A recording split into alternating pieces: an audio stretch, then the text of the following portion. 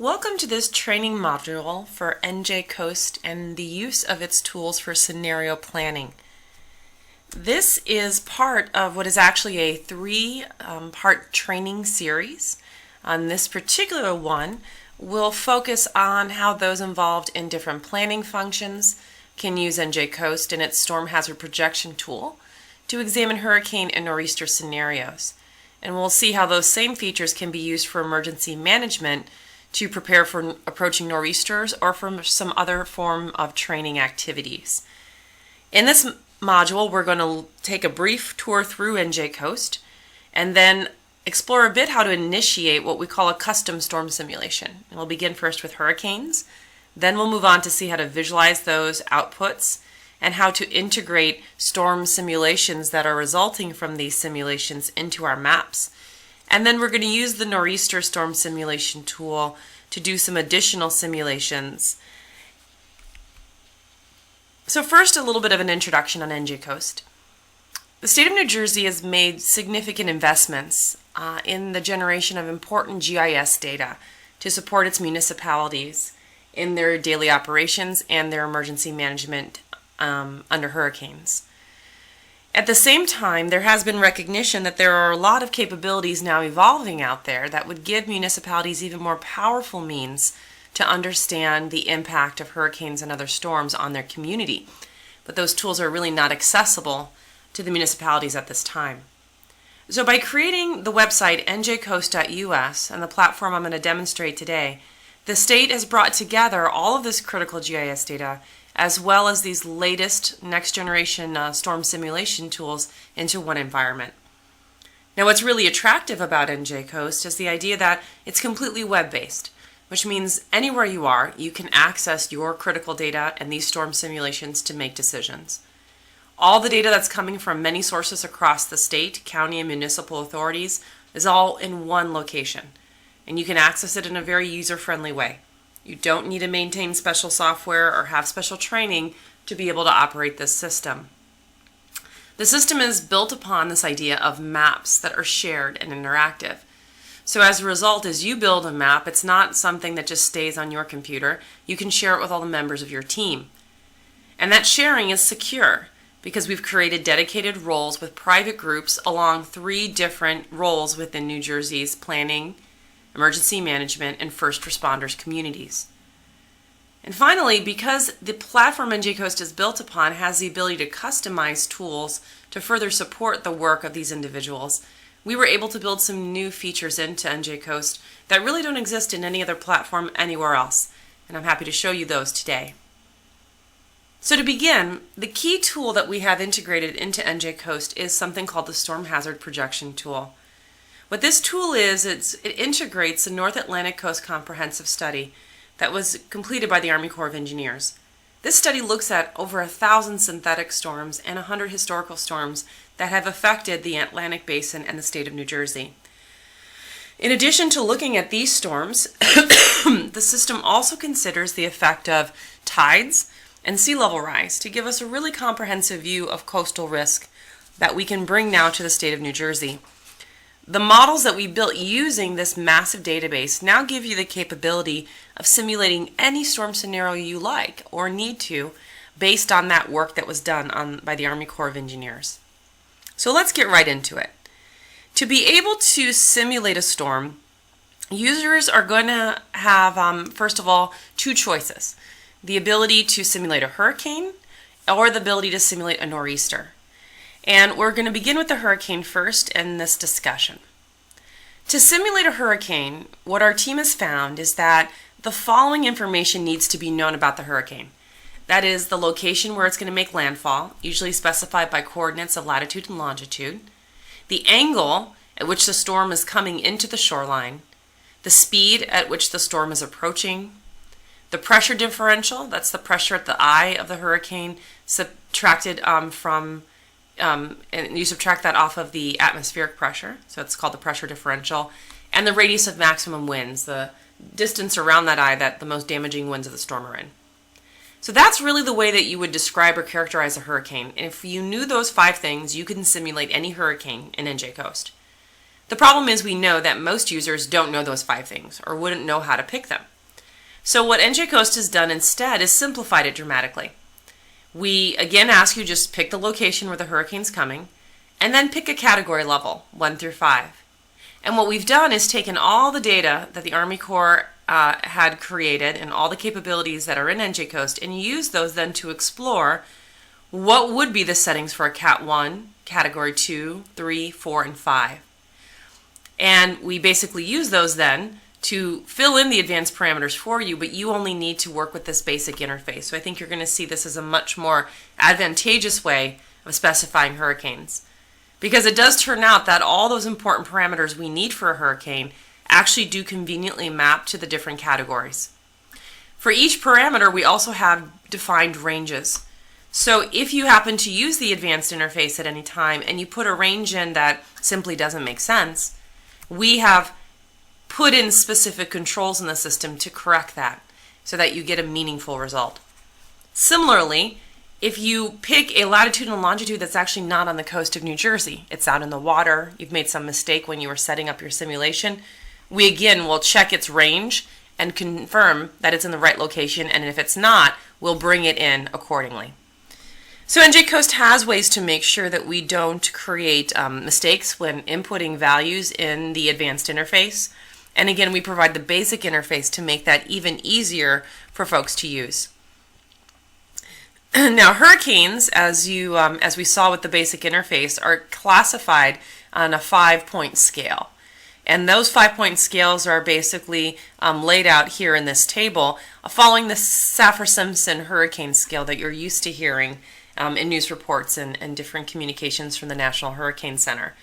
The scales are organized based on the wind speed of the event, and these would be the 1-minute maximum sustained winds that the hurricane is anticipated to have. And so what we've set up in the system is an easy way again for you to pick these categories and this information then to come into the backside of the platform and conduct the simulation for you. So as a result of that, we now have a very simple interface for you to work with. So let's go to that interface and show you how to interact with it. So I'm just going to sign in to show you the process. You sign in with your name and password, and you come into your dashboard. The dashboard is the central location where all your information in NJcoast is stored. You can always come and access the dashboard by clicking this button here, and it'll always bring you back to this screen. This screen has 3 columns. The first has your user information, and this is the place where you can edit your profile and other features. And also can verify which groups you're a member of for the purposes of sharing maps. In the middle, you see an area that organizes all the maps that you've created or have been shared with you, as well as a way to explore the catalog of maps that are contained in the system, as well as a way to explore the catalog of GIS layers contained in the system, and we're going to work with those a little bit today. And the final area off to the right-hand side are the tools. And the tool that we're talking about today is the Storm Hazard Projection tool. And this tool has a way of, as you can see, and as is covered in our emergency management training module, a way to track active hurricanes in the Atlantic Basin. You can see there are 4 active hurricanes that are in the dashboard, though Humberto and Imelda are phasing out at this time. But Jerry and Karen have updates that we're refreshing as early as this morning. We also have the ability to run a new simulation or explore a catalog of existing simulations from this area. And we're going to use this capability right now to actually run a simulation. So you saw when I clicked that button to run a new simulation, I was immediately migrated over to this zone. This is the Storm Hazard Projection tool's primary interface. I'll zoom out here. You can see I have the state of New Jersey. And you can see from the interface those simple buttons that I talked about, category 1 to 5 choices here. So when you come in to do a simulation, the first thing you'll note is that in the storm type you have 2 choices, nor'easter or hurricane. We're going to use a hurricane right now for this demonstration. And then you'll see that underneath that you have an opportunity to submit the landfall location where you want the storm to make landfall.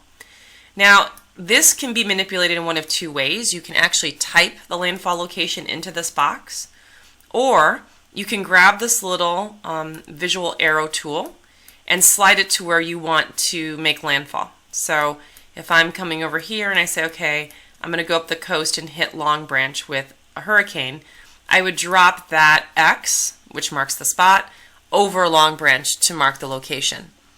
And as you notice, when I was dragging that, the latitude, longitude were updating as I was making that move. You can see if I grab this guy and move him, the lat long adjusts accordingly. So this visual tool is a really nice way to help you place the storm at its desired location.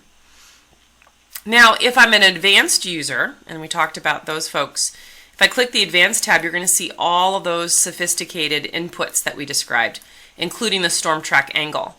By grabbing the head on this arrow and turning it, as you can see here, I can adjust the angle at which the storm is approaching. And you'll notice I can only move it between about -60 and 40 degrees. And that's because that's really the range of angles that a hurricane hitting New Jersey actually can take based on historical data and what we can see from simulations. So we've made it easy. You just pick that and you're constrained and you really can't make a mistake. If I don't want to grab the tip of the arrow, I can use the slider bar and slide it back and forth to make that choice, or just enter the value manually. In the advanced setting, we would then adjust things like the translational speed, again using the slider bar, pressure differential, and radius of maximum wind. So those are the 5 parameters: latitude, longitude, angle, speed, pressure, and max winds that need to be input. They can be typed directly into the box or using the slider bar or other visual tool to make those indications. But again, most users are probably going to hang out on the alternative tab, the basic tab. And in this tab, all you have to do is put in your lat long, which again you could do visually or typing, and then pick the category. So if I pick a category 4, I now have a category 4 hurricane arriving at Long Branch. And once I have this all set up, the next thing I need to do is make some decision about whether or not I want to bring any additional scenarios to further explore things during the simulation. So before I hit the perform calculation, well actually let's perform the calculation. What you'll notice is that for the scenarios they tend to default to certain values. And so they're always going to be selected on the 3 defaults. So what I'm going to do is actually run a scenario with the default values, and I hit perform calculation. You'll see that it's starting to run that simulation.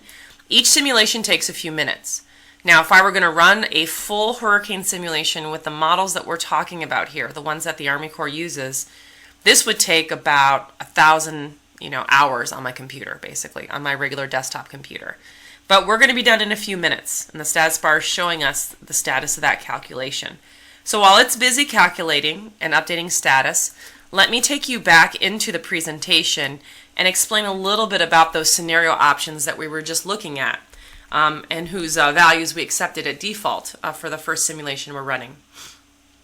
So what you can see is there are 5 scenario choices built into the interface we were just on. The first is sea level rise. So you have the ability to look at up to 4.5 feet of sea level rise. And when you go ahead and start adjusting that parameter, it defaults to 0, as you could see with the simulation we just started running, but it can go all the way up to 4.5 feet. And it will adjust the surge and the run up, which is the waves running up over land, for your simulation. The next choice that you have are the tides. The tides are defaulted to typical. And typical tides mean that they are the average of the 96 tide scenarios that the Army Corps examined for the state of New Jersey. If you pick none, then there will be no tides included in your simulation. If you pick high, it will take the highest tide scenario from the 96 available from the Army Corps. We also have the ability to modify the coastal protection in the municipalities. And what that means is that we take the profile at the current beachfront, including any dunes, and if you select current, those are retained at their full elevation. If I pick degraded, then we chop those down by 50%. So you can see what happens if they weather away or are compromised to some extent in the storm. And if I pick compromised, I actually take them all the way off, clip this entire dune structure, for example, and now I'm bringing the water over land without much elevation to prohibit it from coming inland. And when I make adjustments to coastal protection scenarios from these 3 choices, it will change the wave run up over land accordingly. We also have an analysis type setting that gives you 3 options. These 3 options will change the storm surge run-up or wave outputs when you make those adjustments. Analysis type was set up because of the fact that while the Army Corps is, while the National Hurricane Center is publishing a track that's marked in this map by the black dots, that track is projected out a few days ahead of time, right? So it's forecasting the future. And as you go further along the track, you'll see that that cone of uncertainty is widening because that track, that many days out, can actually deviate in a number of ways and have dramatically different impacts if it takes a turn during that time. When you pick deterministic as your analysis option, you are exploring just a single track, the primary track that was designated by the inputs that you provided when you set up your storm simulation. But if you pick probabilistic as your choice for the analysis, it's actually going to run for you 500 different storms that have similar characteristics but would fall kind of within the cone of uncertainty of what we might expect for a storm of a given type. And that lets you explore all the ways a storm could deviate or change based on the initial parameters that you input in the simulation. So if you take the probabilistic expected output, it will give you the average of those 500 storms. If you do extreme, it's going to give you the worst case of those 500 storms. So when you're trying to do some planning activities and you've picked a landfall location, when we're doing planning, we're trying to plan for all possible scenarios. It's a good idea actually to use the probabilistic settings on the analysis type so that the map you're getting out is a composite, if you will, of a consideration of up to 500 storms that all were that strength in terms of category and had that landfall location. So I think it's a real important feature that we have here in NJcoast. It also allows you to do some nice work with scenario planning for emergency management, because when you pick the probabilistic setting, the second thing you get to do is actually pick the time to landfall. If I'm doing a planning activity, I put time to landfall at 0, and I just want to look at 500 storms, if you will, with that intensity and at that location to see what my worst case might be or what my average might be. But if you make the choice of a probabilistic scenario, you're also going to get the ability to put time that's non-zero, up to 96 hours. And so what that would let you do is that would let you see, oh, okay, you could run a scenario at 48 hours out, let's say, or even 96, then at 24, then at 12, 6, and 0. And what that would do for you is it would show you, given the cone of uncertainty, how the impacts would look when you get the first report from the Hurricane Center, let's say 4 days before landfall or 2 days before landfall. Make your emergency management plan, do a little bit of a training around that, then see what it would look like in 24 hours, 6 hours, and so on.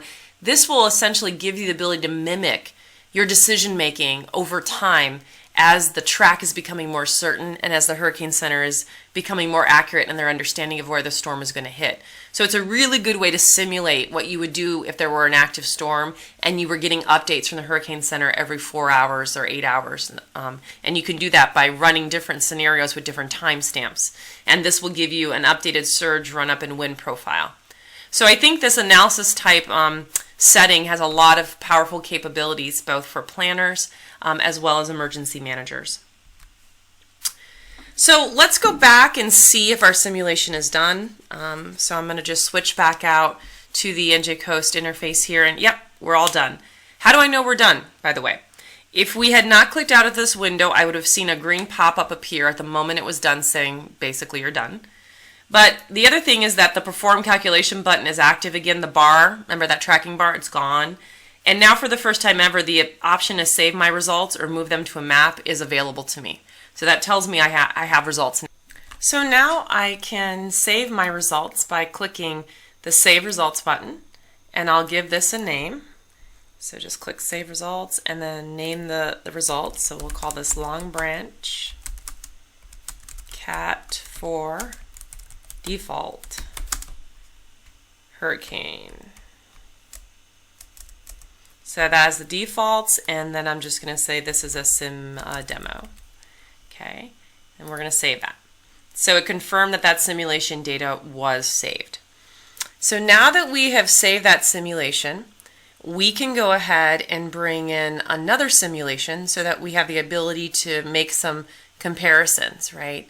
So let's come back here and see what we want to do. Let's say, for example, that we want to see the effect of sea level rise. So what I would do is give a quick refresh just to make sure that we clear out everything that we just did for Long Branch. And now let's go ahead and do a quick simulation with the effect of sea level rise. So I'm going to come back out. I'm going to take my mouse back to the Long Branch location where we were originally working. Let me zoom in a little bit more. There we go. So now we're hanging out on Long Branch again. We're going to go back and run another Cat 4, but this time I want to take a look at sea level rise. So I'm going to put 3 foot of sea level rise. As you could see, I just need to click either the bar to put that number in, or I can just type it in. Again, the default for coastal protection is current. If I wanted to degrade it, I would do that, but right now I just want to focus on sea level rise. I could also adjust the tides, make them high, for example. Right now I'll stay at typical. And I can, again, that deterministic option means I just take the track that I'm calculating here. If I want to vary that track, 500 times, I can pick one of those probabilistic results to run. You'll also see here that I can play with that time to landfall. So again, if I'm doing some scenario training with an emergency management team, I might run this for 48 hours, come back and then run it at 24 hours, etc., to again create a set of simulations to look at how we would respond to information as it's evolving in time. But again, I'm going to stick with deterministic just for this demonstration right now. So Cat 4 with typical tides, current protection, but we're going to put on sea level rise. Okay. Clicking perform calculation, so now you can see the bar has reappeared. It's going to calibrate for a few seconds. Now it's telling me in about 300 seconds my analysis will be done. So while that's running, let's go over here and remind ourselves a bit about how these results will output. In case you haven't watched any of the other training modules or you have forgotten, the outputs in NJcoast are one of 3 different types of storm impacts. Those are storm surge, the wind field associated with a storm, and something called the total run-up, which gives us the waves crashing over land.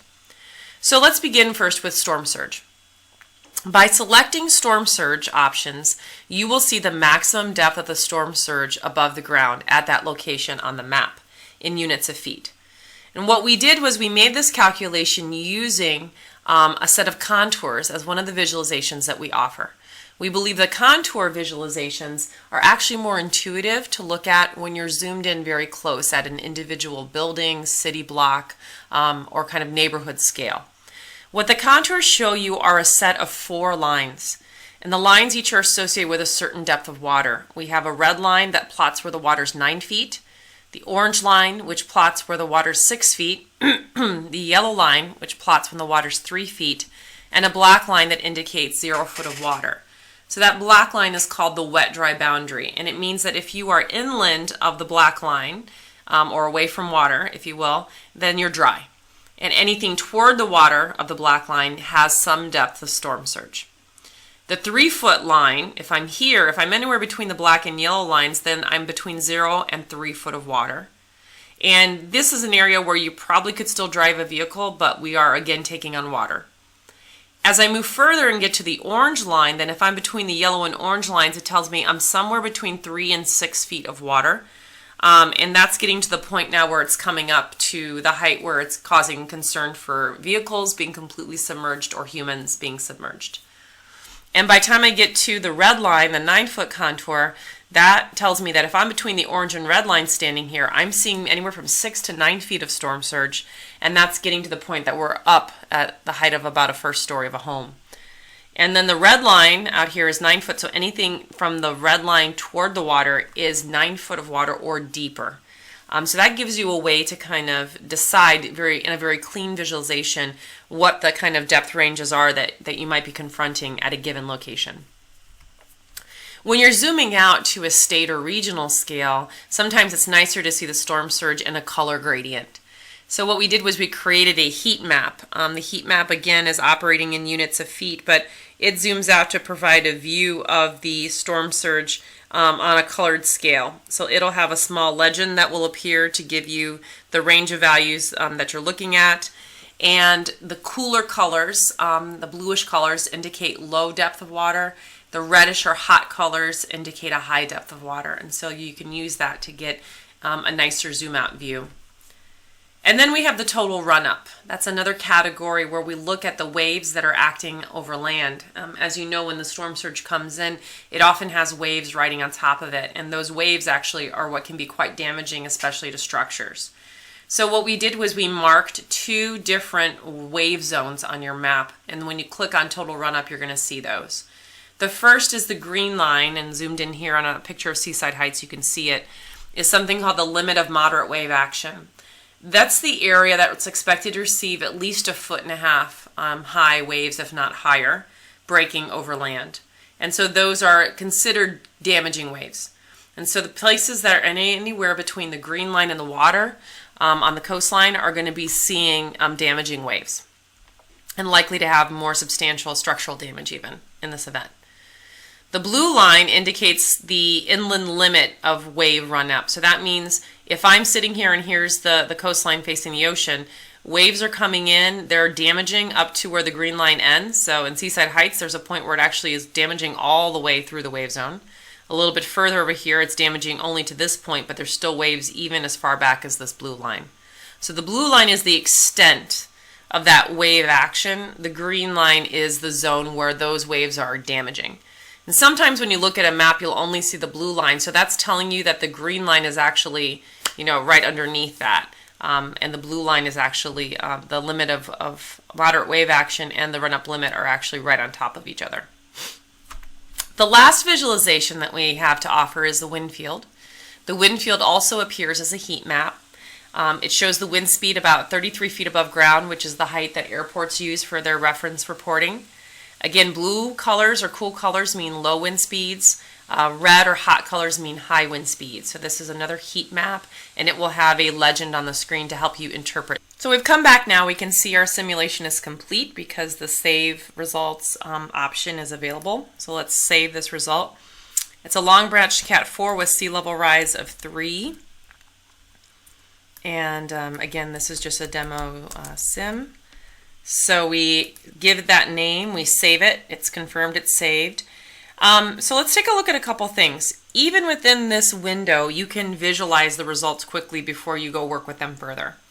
So if I wanted to turn on my surge heat map, from this window I can load that in. You have to give it a little bit of time to bring those results in because these are a fresh simulation and it's just getting that visualization ready. You can kind of see the mouse flickering as it's getting that loaded up. Okay, there we go. So now we have our storm surge that we can take a look at.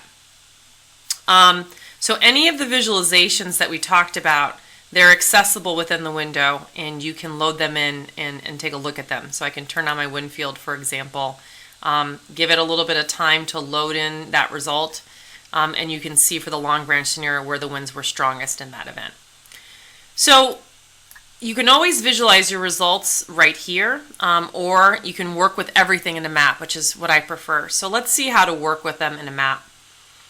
If I want to create a map, if I have a map, I can bring the results immediately into the map. But I haven't made a map yet for this demonstration, so let's go make one. So remember, go to your dashboard, it's your home base. If you want to create a new map, let's make a map for this, right? So let's look at this, we'll name this the Long Branch scenario. And we'll say that this was a demo used for our sim video. So we create that, and now it took us immediately over to that brand new map. If I go back to the dashboard real quick, you'll see Long Branch scenario is there now. So I can click on it and always come to this map. This is the home base now for this particular scenario. We have a map made that we can always come to our dashboard to access. And it'll always bring us back to this map. You'll see the name of the map right there with your description. If I collapse the menus for a minute, we can see all the things that we have accessible to us to work with on this map. So I can take this map and I can go up and say, all right, I want to be up in Long Branch. So here we're almost there, and now we're in Long Branch. Great. I can click here and I can see all the GIS data available to me. I can click here and see the storm simulations available to me. We have some things already preloaded. The orange boxes are showing our active storms that are active or were active in the Atlantic Basin over the last week. If you want to learn more about how to work with that, go watch the emergency management training module. We also have historical storms preloaded in. We work with those also in the emergency management training module, but just to show you for completeness, I can press the button plus sign on any of the historical storms loaded in. Right now we have Sandy loaded in, but others are coming soon. And when you click this button, it drops down and shows you what you can plot. You can plot any of the outputs we've talked about already, such as contours of storm surge. And I can even quickly run scenarios with those, like let me see it at high tides, and it will update the map and show you the difference between typical and high tide for that output. Again, when you see your mouse flickering a little bit, like you can see it right there on the update map, it's just because it's loading these results in for you that you've requested, and sometimes it takes a moment for the toggling between a typical, as you just saw there, and a high tide result to load in.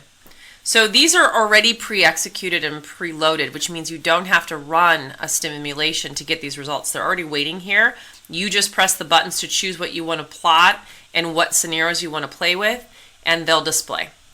But let me put Sandy away and come down and show you also that we have our annotation tools to draw on the map, so we'll work with those, and our sharing tools to share the map. You also can see that I could run a new simulation right from here. So if I ever want to, I'm working in a map and I have an idea to run another simulation, I can launch the custom storm tool right here from this button. But since we already ran our simulations, then I'm going to go to the Explore button because I can load in the ones we just ran. So here's that Long Branch Cat 4 with the sea level rise. I'm going to bring that into my map. So I just hit Add Results to Map and then come to my Long Branch map. And it's telling me that that's now in that map. And I wanted the Cat 4 without the sea level rise with the default setting, so no sea level rise. I'll bring that one in too. So now those two results are in the map. So when I go back to my dashboard and go back to my Long Branch map, now when I scroll down, here's my GIS data, great. Here's my storm menu. I now have new results in the storm menu ready for me to look at. And that's those two scenarios I ran on my own. So I can go over here and say, well, let me see what would happen. I'm going to focus on storm surge. Notice it'll tell you all the settings right here. Let's see the contours for the storm surge for the sea level rise at 3 foot. So if I load that in, I've got sea level rise at 3 foot. Okay, now I get a feeling for that. I can click on the other simulation and turn on its storm surge in a contour view. And remember that this one, the top one is 3 foot of sea level rise, the bottom one had no sea level rise. So if I turn the surge result on and off, let's use this one, I get to see what it's like if there's no sea level rise, and then I click and I see the difference with sea level rise, right?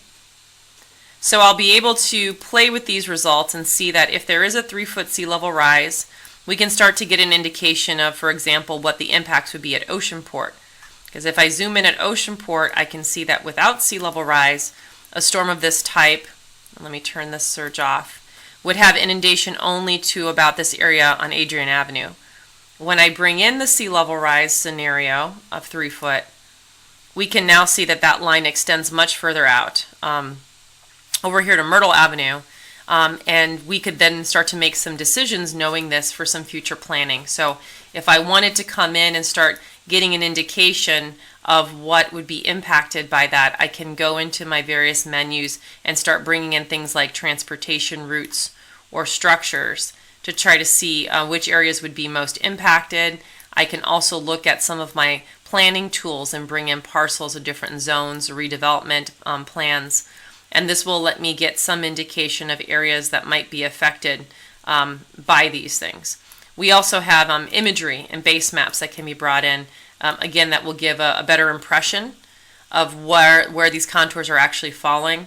And I have the ability to even lighten the transparency on those to see those more clearly. So this is a way that you can use a custom storm simulation to start assessing what could be the impacts of things such as sea level rise on a storm scenario for a given community. And so with that little demonstration, what I'd like to do now is I'd like to move on to nor'easters. And so for nor'easters, what I want to do is come to a new map and start doing some nor'easter simulations. First of all, if I want to run a new simulation for a nor'easter, I can launch it here. Before we get started, let me explain though what the nor'easter simulation choices are. So for nor'easters, it's a little bit more of a complicated situation. When you take a look at what the Army Corps of Engineers was able to do in their studies, they did have some historical storms and synthetic storms in there that included 100 nor'easters, though not all of those affected New Jersey. Nor'easters are also notoriously tricky to handle in a modeling environment like this because of the fact that nor'easters don't necessarily, they're not reported and tracked in the same way that a hurricane is. So as a result, we don't have the ability to load in track information when a nor'easter is predicted in the same way we do for the hurricane. So you'll never see a nor'easter appear in your active storm tracking menu. That is this orange menu that appears on your simulations. Let me show you that quickly. You'll never have a nor'easter pop up here. So if you're in an emergency management situation and you have a nor'easter coming in, you'll want to be using this custom storm simulation feature to actually take a look at the possible impacts. So what we did is actually built a model that reproduced the nor'easters that do affect New Jersey, or at least the ones in that database, and statistically analyze them to get some indication of how to group them for the purposes of simulation. Nor'easters aren't characterized by the same kind of parameters as a hurricane, so this was a little more challenging, but let me show you what our team came up with to help you out. For nor'easters, what we did, similar to the way you have 5 categories for a hurricane, we give you 3 strength levels for a nor'easter. That's just a level 1, 2, and 3. These are not official designations. The Hurricane Center does not label nor'easters by a given strength. This is simply something we created to give the ability to look at different intensities. So nor'easters also don't require you to input anything about the location or the angle at which they approach, because nor'easters all tend to come generally from the same direction and landfall pretty much in the same area. So if you're thinking about how to interpret strength 1, 2, or 3, you're going to do that based on the sustained winds. If the nor'easter has a strength level 1, what we're calling strength 1, those are the nor'easters that have the weaker winds, around 50 miles per hour or less. The strength 3s have 60 miles per hour or more. And then anything between is what we're going to call a strength 2. When you're listening for those forecasts of the wind speeds, please note that there's a difference between the sustained winds and the gusting winds. So you might hear a meteorologist say, we've got sustained winds of 62 miles per hour, gusting to 70. 62 then is the number that he just told you. That makes it a strength 3 or extreme. It would not be 70, that's just the gust. That just shows you how it could briefly speed up, but what we want is the sustained wind speed. That's what you'll use to decide the strength level among these options. When looking at scenarios, we also have a few other features you can toggle on and off to look at some of the more localized effects. You have the ability to toggle sea level rise. That would really only matter for a planning application. If you're doing an emergency management application, then I would be looking at the tide. So in the same way that we could change our tides from none, typical, and high, looking at the 96 tidal scenarios in the data set, you have the same ability here, and those will affect your surge accordingly. So for the nor'easters, I would definitely be having this for my OEM work. Whenever we have a nor'easter coming in, I would be looking at high versus typical tide to see the difference, and then knowing the tide that's coming in on, you'll have an idea of which result to use. Nor'easters only provide results or outputs for storm surge, not for wind or run-up. So the nor'easters provide an output for wind and storm surge, but not run-up.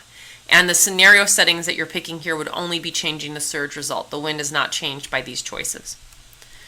So let's come back out to NJcoast to show you then how to run a nor'easter simulation. If I click this button, it's going to launch the same simulation storm hazard tool, but now I do nor'easter in the drop-down.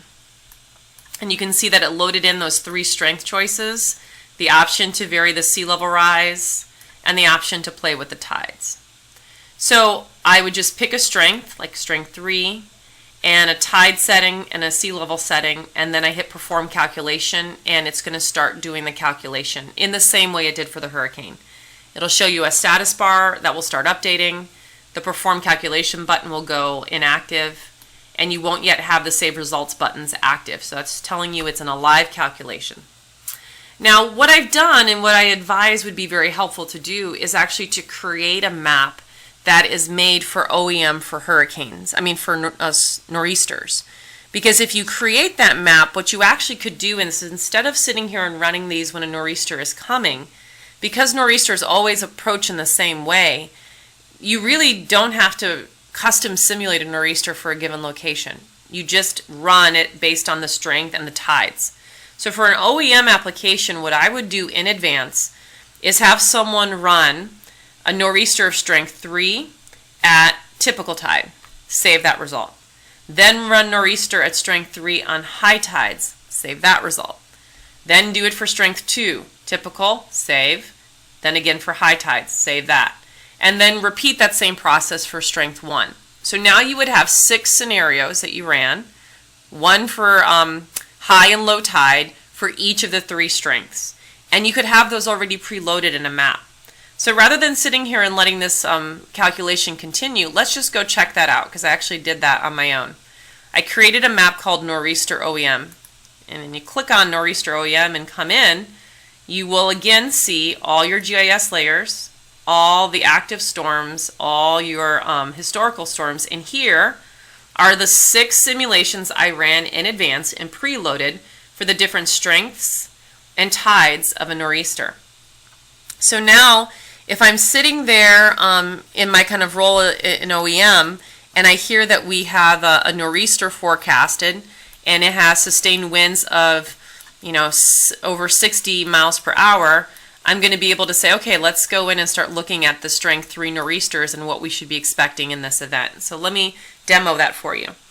So if I come here and drop down the caret for the typical tide strength 3, it's going to tell us that it's a typical tide with no sea level rise. If I turn on my storm surge, and I'll do it as a contour since we're zoomed in, there's the heat map. And I should mention, by the way, that for heat maps, they come in very bright colored, but you can always use the fade tool to lighten them up so you can see things a little bit better, as you can see there. So that's helpful. But I want to do contours because they're clean, and I want them at their full brightness. There we go. All right, so let's say I'm sitting here in Kingsburg, and I'm taking a look at this result for storm surge contours for this nor'easter with no sea level rise and typical tides. There's a little area here, a pocket that's kind of forming. You can see it here. So this area inside this pocket is wet, and everything else around it is dry. We also have some flooding around this creek that is forecasted for this nor'easter. And so we're going to take a look at these results and try to figure out what we want to do. What I might be able to do now is come over to my GIS layers and see if any of our critical facilities are going to be affected by this. So I can turn on my fire stations layer. I could turn on that and see, oh, wow. Okay, so one of our fire stations actually is going to be in that pocket that is predicted to show up here during this nor'easter. And so that's something that we want to note, right? That this fire station should expect to have water on site, and since they're a critical facility, this is something we need to be aware of. So I might turn on my annotations layer, click Show Annotations Tools, and now I have some tools here to make some marks. So I might take the circle tool and draw a circle there and then label, possible 0 to 3 foot water. So I just saved this result, and it's just now making an indication that here was my 3 foot yellow line. It's way over here. So this is inside the wet boundary, but judging by where this yellow contour is, the dunes are arresting a lot of the flooding. So this is probably only on the order of a few inches or a few feet. It's definitely not going to be to 3, but I have that labeled here. I can also take my custom line tool, and if I'm worried about the flooding down Carr Avenue, I can draw a boundary here and label it, and that's just going to indicate to us that this is an area where we think we're going to have some flooding. And so I can just make that designation here using this line. So now we've been able to, label a boundary for flooding along Carr Avenue, and now we even have some indication of one of the fire stations that could be in trouble in this event. So now if I come here and turn that off, turn on, or for comparison, I'll turn on the high tides, turning on my surge as a contour again. If this nor'easter at strength 3 comes in on high tides, this is what we're going to be expecting next. So I'm going to turn off my low tide result, or my typical tide result. And now here's the new result. This was my wet boundary in the first simulation I ran. And then now you're seeing it push all the way to here. So I can take my line tool and now make a new line, right? And then I can label that one and say, okay, this is the high tide wet dry boundary. And now we can see that not only is this scenario pushing water much further, it's putting another fire station at risk. And as you can see here, that fire station we were previously looking at, if it's coming in at the high tides, it's actually going to have more than 0 to 3 foot of water. You can see that it's now sitting very close to the 3 foot contour. It's more likely to have close to 3 foot of water in this scenario. The flooding at the creek has intensified. Water is now pushing beyond, almost down, and so we've got much more of the Kingsburg area. Kingsburg, I believe, formally ends down here at 36. So the water's already pushed well through the entire city limits of the community. We can come over here and even take a look that there's, if I look over on my GIS layers again, if we look at some of the transportation layers and critical layers, we can put our bridge layer on, and we'll see that there's a bridge right in this area on 36 that's going to be very close to the 3 foot contour. So we're going to want to make some note of that just to verify that we're going to be able to keep that bridge open and that it has sufficient clearance. So I can use my annotations to draw a box around this, and we could say, you know, possible flooding on that bridge if this is a high tide. And now that information is now being stored. We see another bridge over here with a similar concern. It's got the same challenge. It's seeing a possible 3 foot of flooding at that bridge. Okay, so I can label that.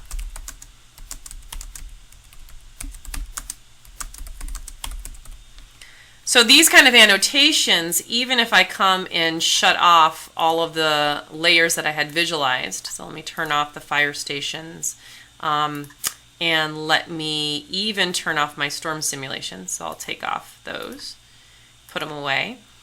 These annotations remain. I can come back to them at any time. I can edit them and change them. So they're always here and always available for your use. And so as a result, even once you've turned the simulations off, this information remains on the map and therefore can be shared with other members of your team. And that annotation layer can be turned on and off, right? So I have that annotation layer ready. I can share that now with members of my team, right? So I can look through all the people that I have as collaborators in the system based on my group identification, and I can share that with another member of my team and just save that share. So now when my team member comes to their dashboard, they're going to see that map, Nor'easter OEM, with the word shared next to it. Sort of like this looks for me here. This map was shared with me from someone else. So maps that belong to you appear as private. Maps that are shared with you from someone else appear as shared. And you can always come back to the Nor'easter OEM map to again see those annotations and look at those Nor'easter results that were preloaded into that map. So that gives you an indication now of how to work with maps and share them. To learn more about how to manipulate maps and layers in NJcoast, we have a separate training module on maps for operations that I highly recommend to get a better handle on annotation tools, map sharing, and even how to explore the different layers in the system. So I encourage you to check that one out. Finally, I want to remind you of the Resources tab. It's a great place to come and find documentation. All of the manuals, especially the user manual that provides more in-depth information on how to operate NJcoast, are all contained here. You'll also find a documentation and then a tutorials section that includes quick reference guides and YouTube videos. So you'll always have a place to come to find additional information and to help you learn how to master the various capabilities of NJcoast. So with that, I thank you for joining us today, and I hope you learned a lot about how to use the custom storm simulation capabilities here in NJcoast to evaluate scenarios for both planning as well as particularly for nor'easters for OEM activities since nor'easter tracks are not published in the same way hurricanes are. So thank you for joining.